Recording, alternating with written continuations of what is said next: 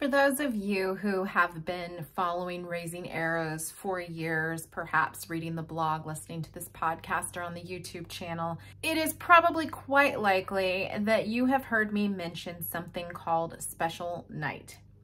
Well, special night has been something that has been a part of our family for well over a decade now, and I want to share with you what it is, how it has changed over the years, and why it has become such a beloved family tradition.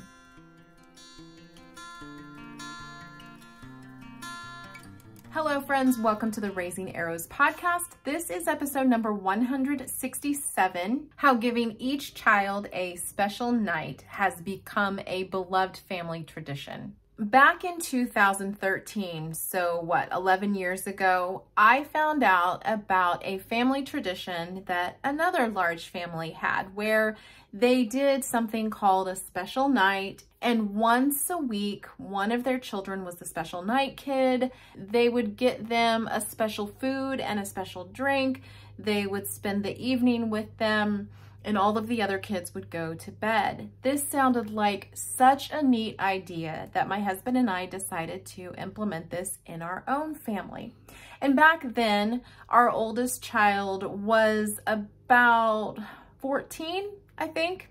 And then we decided to start with the 3-year-old. So even though I had one other child younger than that at the time, I decided that around age 3 was a good time to go ahead and start this special night. So we started with the 3-year-old and worked our way up. We decided to start with the youngest because it's hard for them to wait.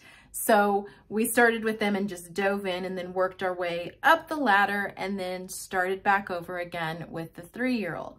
And then every time the youngest got to be 3, they got to start having a special night as well. And we just added them to the rotation. That first special night, I believe he wanted chocolate chips and milk. And he read a book with us and he pretended to be a bear and crawled around the living room. And we just had a lot of fun and laughs. My oldest child at the time, he really liked to do it up right. He would play games, he would watch movies. He always chose some really elaborate food that he wanted me to make. Sometimes it was the chocolate chip scones that are on my blog. Sometimes it was something he wanted me to pick up at the store. He really knew how to do this special night thing right. And we had a really great time. It was beautiful memories that have lasted a lifetime. My kids really, really enjoy special night. However, as the years progressed, I found that we were needing to change things up. The way that we were doing special night was no longer working like it had when they were all little. I couldn't just send everybody to bed like I did when they were little. I had older kids, and the older kids didn't want to go to bed at 6 o'clock. So I had to kind of adjust where the older kids got to stay up. And the younger kids, we'd kind of go off in a bedroom by ourselves, or we lived in a house that had a parlor and we'd go to the parlor and that's where we'd have special night. And so that worked for a long time as well. Then in 2019, for a very short period of time, and I'm sure we all know why this didn't last very long, we decided we were going to take the special night kid out to eat. Yeah. COVID happened and that fell apart quickly. We were thinking it would be a great way to get outside of the house, especially now that we had a lot of older kids. Get outside the house, go to a place that they want to eat, then come back and they could play games or whatever it is they wanted to do. However, with COVID, that fell apart and we had to adjust once again. What we ended up doing until 2022 was going back to the way things had been before. We just had the older kids, do something else. We had the younger kids go to bed, and whoever was the special night kid, they hung out with us, usually in our bedroom. We would watch something, they would play games, and that was kind of how things worked until about 2022. In 2022, we decided to separate everybody into little kids and big kids. The big kids were now adults, and originally we were phasing them out at 18, But so many of them were still living in our home that we decided we wanted to do something to connect with those older kids as well. And when I say adults, I guess not all of them were over the age of 18, but they were getting close, and life was different for them. They had jobs, they were getting very close to graduating. Some of them already had graduated. And so we wanted to connect with them on a different level. So what we did was we kept special night the same for the little kids. We would separate them out. We'd go to our bedroom. They'd watch things. They'd play games. We'd have their special food and their special drink in our bedroom. That kind of just kept them separated from everybody else. Little kids would go to bed. Big kids would do their own thing. Then when it was a big kids special night, we would take them out to coffee at a coffee shop that was open later in the evening. Unfortunately, a lot of coffee shops close super early. I guess nobody wants caffeine after like 2 o'clock. But anyway, we like to drink coffee all day long.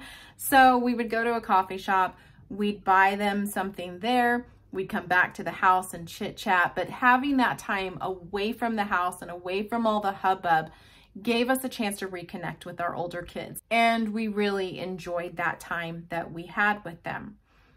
But something was changing with our younger kids. They were getting older. And interestingly enough, they wanted to play games with their siblings on their special night. Apparently, mom and dad are not good at the games that they wanted us to play. I mean, I tried. I really did. And my husband tried too. He's better at it than I am. But they would want to play games with me, and I would try, and they would just laugh themselves silly at me trying to play games. They would even find games for me to play so that they could laugh at how awful I was at playing games. And then they'd be like, can I play with my brother? Can I play with my sister? You know, and I did not fault them for that at all, because I am not fun when it comes to games.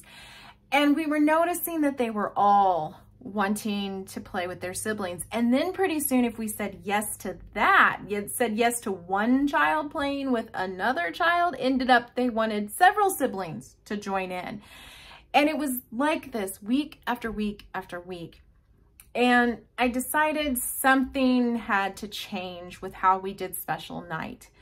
It was not the same. And that's because our kids got older, and that's what happens. People change, people grow. You have to adjust, you have to adapt. So we adjusted and we adapted. And at the beginning of this year, 2024, we changed how we did things for everybody. We put everybody in the rotation. So what we ended up doing was creating kind of a family night that was a special night. There was still a special night kid, and that special night kid got to choose the food and the drink for everybody. And then what we would do is spend time as a family, but the special night kid was in charge. So they would figure out what games we were gonna play. Were we gonna read a book? Were we going to watch something on TV? Were we going to play charades? Were we going to go somewhere? It couldn't be overly orchestrated because I don't have the bandwidth for that, but it made it where it was okay if they were playing together as siblings. I don't mind that. And yet there was still that special night kid component. Originally, this had started as a way for us to connect as parents to our children, and we have done that, and we still continue to do that. I still take individual kids out with me to different places. We still, spend time sitting and talking. We still have a lot of great mom and dad and kid time, but the special night time has changed, and it's actually become, like I said, more of a family game night, more of a time to spend as a family, with one child being the superstar of it all. And they have loved it, absolutely loved it. Now, back in the day when I started special night, I probably would have told you that I wouldn't ever change it. It needs to stay like this, because this is what special night was meant to be. It was meant to be one kid choosing a drink and food, and then we hang out and everybody else goes to bed. I don't think I had the foresight to realize there was going to come a time when older people were not going to want to go to bed. I also don't know if I realized that when my youngest was 7, things were going to be very different for us and that I would need to adjust. And so here we are several years later, really majorly adjusting special night, but still loving how we do it. So I want to share with you some ideas for creating a special night for your kids. I'm sure your wheels are already turning as you've heard how we've changed things over the years, but I want to give you some pointers in how to figure out how to get this started in your family, because I do believe it will be a fantastic tradition for your kids and for you as well, no matter how you do it, no matter how you work this out. But there are a few things to keep in mind as you figure out how to get this tradition started. First of all, choose a night when you are most likely going to be home. Don't choose a night that's a Bible study night. Don't choose a night that is a time that you and your husband are having date night. Don't choose a night where there is often something going on. This is actually something that happened to us when we moved this last time. I started going to a Bible study every other Tuesday night, and I thought I could work that out where, one Tuesday it was no big deal, but the next Tuesday my husband would get it started and I would come in just a little bit late. However, I felt rushed and I did not feel very calm about it. And the funny thing is, Tuesday night had been the night we had been doing special night for years. And then all of a sudden I have something on Tuesday night and it doesn't feel right anymore.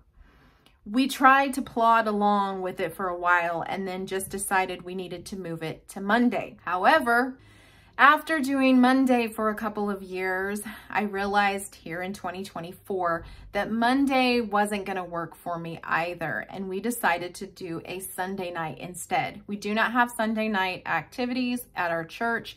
And Sunday night just seemed like a really great night for us to all connect together and to continue that celebration of the Lord's Day. And so it seemed like the perfect night, and it has turned out to be a really good decision. So when you go to figure out what day will work for you to have a special night, choose a day that typically is free for you and your family so that you can have the same night week after week after week. The second thing I would suggest, I already kind of touched on, and that is starting with your youngest child and working your way up to the oldest. Basically, the only reason I do this is because number one, it's easy for me to keep track of, and number two, little kids don't wait well. And so I decided to start with the littlest one so that they were really excited to do this special night thing, and we jumped right in with their special night. As I said earlier as well, I also used to age the kids out at 18. It just seemed logical, but now we've added the people who are still living in our home back into the rotation so that they get to enjoy planning a special night as well. Number 3, on special night, if you choose to have a special night kid and that's the only person you're doing things with, make sure that the other children are either going to bed or occupied with something that doesn't make the special night kid feel like they're being left out. The special night kid is the star of the show. The other kids will get their turn.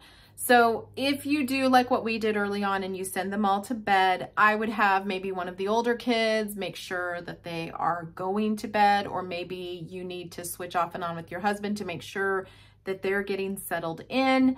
If you have older kids and you're not doing the whole bedtime thing, just make sure they're in a different part of the house. They're staying quiet. They're not interrupting. You want the special night kid to feel special. And what I tell the kids is that when it's your special night, you will also get that kind of treatment. So be aware of that.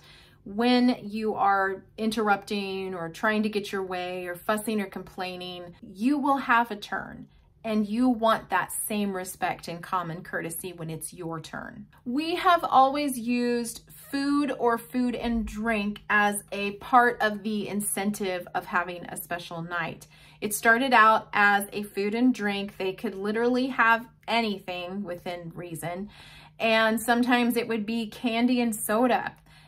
We would kind of watch how much they were having because it was in the evening, but it was something really special for them because especially in a large family, you don't often get to choose exactly what you want until you get older and have your own money and you're buying what you want then.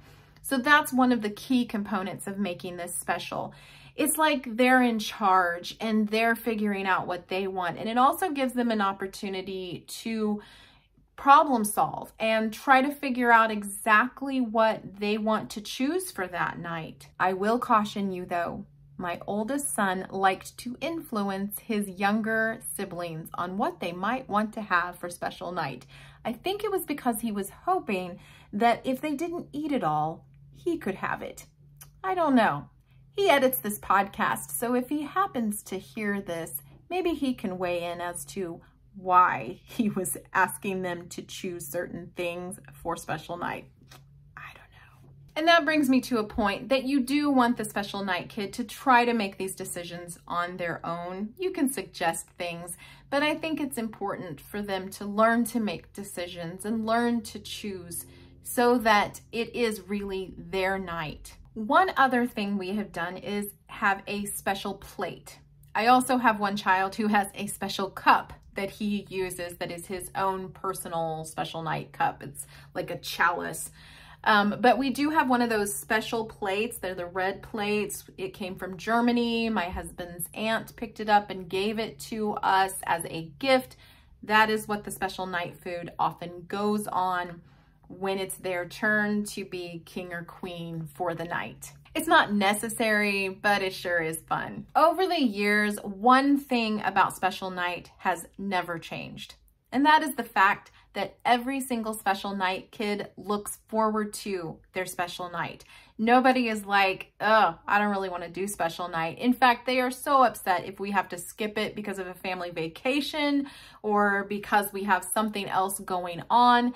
Every single child loves to be the special night kid, and that has not changed in the least from the inception of special night in our family. It has been such a blessing and such a wonderful family tradition. I hope you take the time to try it as well. I'd love to hear about any of your family traditions that are kind of like having a special night, because you never know, I might have to change it again. That said, I am so glad I listened to that other large family mom and gave it a try. It has been such a neat part of our family. This is one reason why trying new things as a family is a great idea. Listening to other large family moms, checking out what they're doing and seeing if it works for your family, because you don't know until you try it. And you don't know if it will work until you try it. And you may have to tweak things and change things to fit your family. But building those memories are crucial. And it is so wonderful to have these traditions that I know my kids are probably going to pass on in their family as well, because it's been such a wonderful part of our lives. Until next time, this is the Raising Arrows podcast, your home for all things large family, homemaking, and homeschooling. Bye-bye.